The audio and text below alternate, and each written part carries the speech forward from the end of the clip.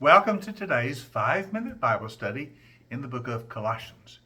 Today we're looking at Colossians 3, verse 22 through verse 1 of chapter 4. Now this is the last part of the household code, which we've been examining the last couple of sessions. Paul has already talked to husbands and wives and children and parents and their responsibilities in a Christian household. And now he speaks to servants and masters. Notice what he says.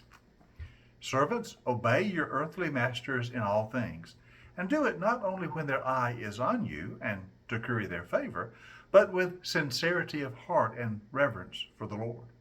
Whatever you do, work at it with all of your heart, as working for the Lord and not just for a human master, since you know that you will receive an inheritance from the Lord as a reward.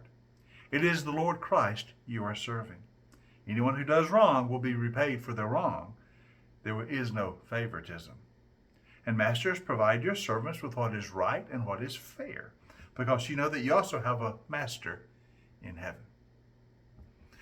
Now, it's a little jarring to us to think of ancient households and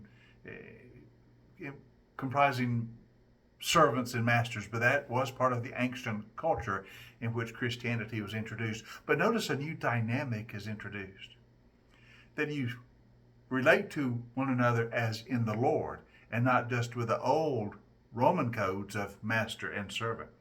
So servants, you obey your masters as you would the Lord, for it's really the Lord you're working for.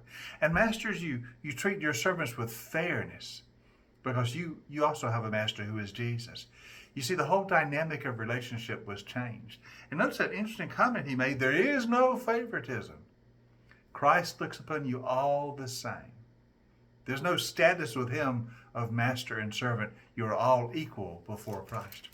Remember what he said back in the early part of chapter 3, verse 11 we looked at several days ago, that in Christ there's no Gentile or Jew, there's no circumcised or uncircumcised, there's no barbarian or Scythian or slave or free, but Christ is all and is in all.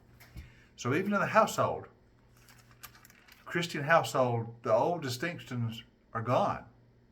And now you're all one in Christ. And contrary to all Roman society, in a Christian household, master and servant are equal before the Lord. And they are to relate to one another as brothers in the Lord, even though in that contemporary culture, they're viewed as master and servant. It's kind of hard for us to get our minds around that, but Christianity is changing the very culture of the world by the power of Christ. And so the old distinctions are passing away, and all are seen as equal in Christ, even master and servants, which in the culture of the day would never be seen as equal, but in Christ they're all equal. You know, if you look at the first couple of centuries of Christian history, and you look in the church, you would see that in that community of God's people, there were masters and servants all in the same church, and they were equals before the Lord. Oftentimes the servants would become the leaders in the church, the bishops and the pastors and the elders. That would never happen in pagan society, but it happened in the church, and it changed everything. It changed everything. And so Paul, I think, is reflecting that in the household code, that even masters and servants relate to one another as brothers and sisters in Christ. Isn't that wonderful? Isn't that wonderful? Now, as we move on into verse 2 of chapter 4, which we'll begin in tomorrow's session, Paul wants to give some more instruction about how the life of the church works, the things you ought to do as the people of Christ. So we'll start looking at that tomorrow. So we'll be in verse 2 of chapter 4 in our next session in this 5-minute Bible study in the book of Colossians.